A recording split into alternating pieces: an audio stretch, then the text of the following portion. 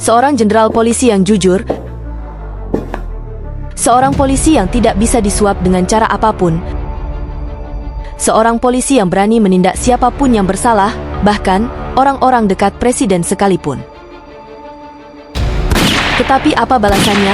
Sang polisi jujur justru dicopot dari jabatannya sebagai Kapolri, dilarang datang ke acara apapun di kepolisian, bahkan ia dihalangi untuk tampil menyanyi di televisi. Inilah kisah sepak terjang sekaligus kisah yang sangat menginspirasi dari seorang Jenderal Hugeng Imam Santoso. Seorang polisi paling jujur yang pernah dimiliki Indonesia. Seorang polisi yang cukup membuat gerah para pejabat nakal di negeri ini. Seorang polisi yang sangat membuat resah para bandit di republik ini. Namun, karena kejujurannya itulah, ia harus disingkirkan oleh sang penguasa.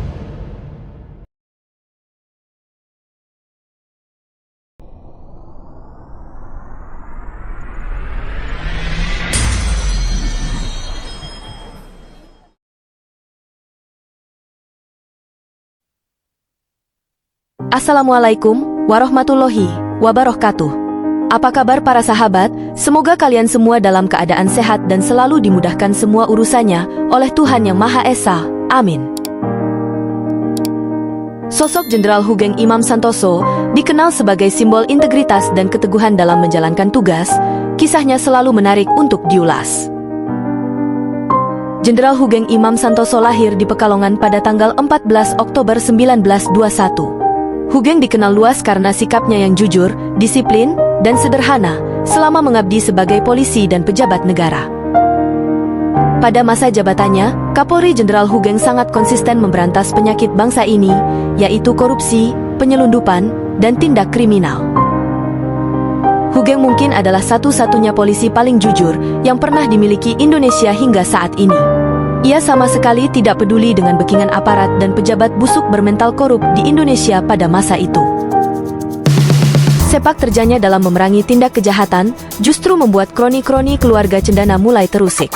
Apalagi, sejumlah kasus yang diduga melibatkan orang-orang dekat Presiden Soeharto pun disikat.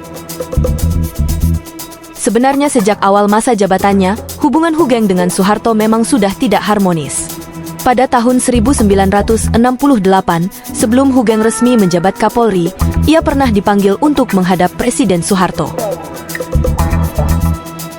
Sang presiden meminta agar polisi tidak lagi bertugas di medan tempur. Karena ketika itu, Brigade Mobil Polri memang terjun di berbagai pertempuran seperti TNI, mulai operasi Trikora di Papua, hingga Dwikora di pedalaman Kalimantan. Tetapi tanpa rasa sungkan, Hugeng dengan lugas menjawab permintaan Soeharto. Kalau begitu angkatan lain juga jangan mencampuri tugas angkatan kepolisian. Mendengar jawaban Hugeng tersebut, Presiden Soeharto pun terdiam tidak menjawab. Soeharto semakin gerah dengan aksi-aksi yang dilakukan Hugeng dengan maraknya penangkapan sejumlah bandit-bandit besar di Indonesia. Puncak perseteruan itu, akhirnya pada tanggal 2 Oktober 1971, Soeharto mencopot Hugeng sebagai Kapolri, setelah baru 3 tahun Hugeng menjabat. Sedangkan seharusnya jabatan Hugeng sebagai Kapolri masih 2 tahun lagi. Dalam proses pemecatan tersebut, Soeharto beralasan demi penyegaran para petinggi kepolisian. Namun ironinya dengan alasan penyegaran, pengganti Hugeng adalah Jenderal M. Hasan yang justru usianya lebih tua 1 tahun dari usia Hugeng. Atas pemecatan dirinya secara tiba-tiba, Hugeng pun menghadap Soeharto untuk mengklarifikasi alasannya. Soeharto berkata, tidak ada tempat lagi untuk Hugeng. Dengan tegas Hugeng menjawab, ya sudah, saya keluar saja. Soeharto lantas menawari Hugeng dengan jabatan sebagai diplomat atau duta besar di negara lain. Tetapi lagi-lagi Hugeng menolak. Ia menyindir dengan berkata, saya tidak bisa jadi diplomat. Diplomat harus bisa minum koktail, saya tidak suka koktail. Berdalih menugaskan seseorang menjadi diplomat di luar negeri adalah cara halus membuang seorang pejabat jujur yang bisa mengancam kekuasaan saat itu. Banyak pihak ketika itu menilai pergantian Hugeng penuh intrik politik. Tetapi Hugeng sama sekali tidak peduli dengan pencopotannya sebagai Kapolri. Dia sadar, itu risiko memperjuangkan tegaknya hukum dengan kejujuran dan sikap anti korupsi di Republik ini. Hugeng bukan hanya jujur, dia juga dikenal sangat tegas. Dua kasus besar yang ditanganinya ternyata menjadi pemicu utama kemarahan lingkaran kekuasaan. Salah satunya adalah kasus penyelundupan mobil mewah dari luar negeri yang dilakukan Roby Cahyadi. Kasus itu sangat fenomenal pada akhir periode 1960-an hingga awal tahun 1970-an. Roby adalah anak muda yang menyelundupkan ratusan mobil mewah ke Indonesia. Mulai Rolls-Royce, Jaguar, Alfa Romeo, BMW, Mercedes-Benz, dan lain-lain.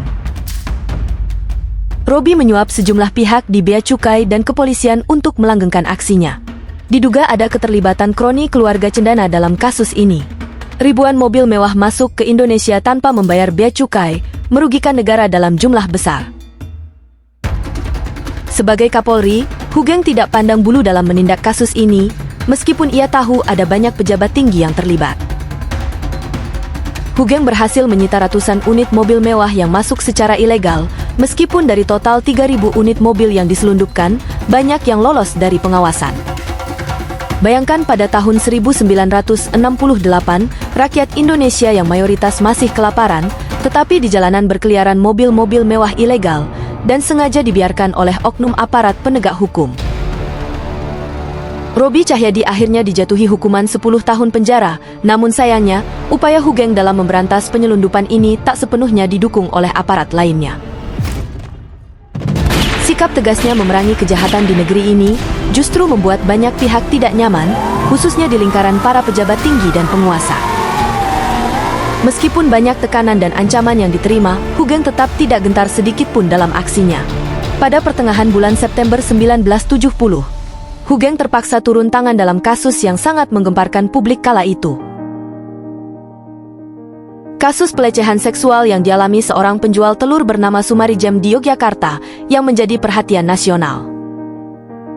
Sejumlah anak pejabat dan seorang anak pahlawan revolusi diduga ikut menjadi pelakunya. Proses di pengadilan berjalan penuh rekayasa. Sumarijem yang menjadi korban malah menjadi tersangka. Hugeng bertekad untuk mengusut tuntas kasus ini. Bahkan ia memerintahkan jajarannya untuk menangkap siapapun yang terlibat meski dibeikengi para pejabat sekalipun. Perlu diketahui, kita tidak gentar dengan orang sebesar apapun, kita hanya takut kepada Tuhan Yang Maha Esa. Hugeng dicopot sebagai Kapolri oleh Presiden Soeharto. Dari segi kinerja, tidak ada yang meragukan kemampuan dan kejujurannya. Jenderal jujur ini hanya punya satu kesalahan, ia berani melawan Soeharto dan kroni-kroninya. Usai dicopot dari jabatannya, Hugeng pulang dan bersimpuh kepada ibunya. "Saya tidak punya pekerjaan lagi, Bu." Sang ibu menjawab dengan bijak, "Kalau kamu jujur dalam melangkah, kami masih bisa makan hanya dengan nasi dan garam." Kalimat itu menenangkan hati Hugeng. Setelah pensiun, Hugeng terus disingkirkan dari panggung publik.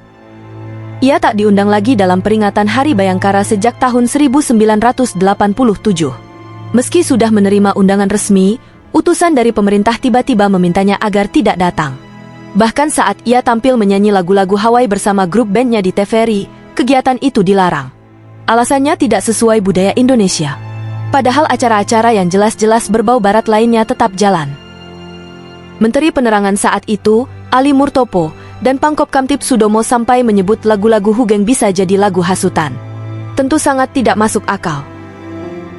Hugeng akhirnya bergabung dengan Petisi 50, kelompok tokoh-tokoh nasional yang menolak gaya otoriter Soeharto.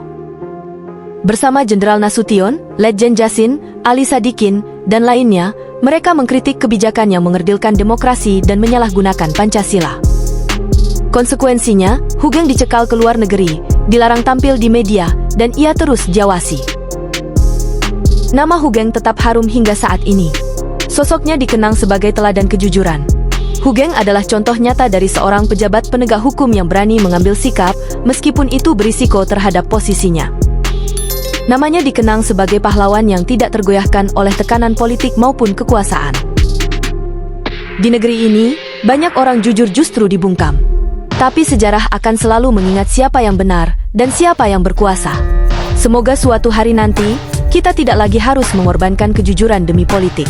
Dan sebagai rakyat, kita tidak boleh lupa bahwa pernah hidup seorang jenderal polisi yang terlalu jujur di negeri yang sangat korup. Bagaimana menurut kalian tentang kisah Jenderal Hugeng yang disingkirkan oleh penguasa hanya karena kejujurannya? Apakah di zaman sekarang kalian pernah menjumpai seorang polisi yang sangat jujur seperti sosok Hugeng? Tuliskan komentar pendapat kalian di bawah. Jika kalian suka dengan cerita kisah nyata dan fakta sejarah, jangan lupa like dan subscribe Pena Kecil, agar kami terus semangat menyajikan kisah-kisah nyata menarik lainnya. Wassalamualaikum warahmatullahi wabarakatuh.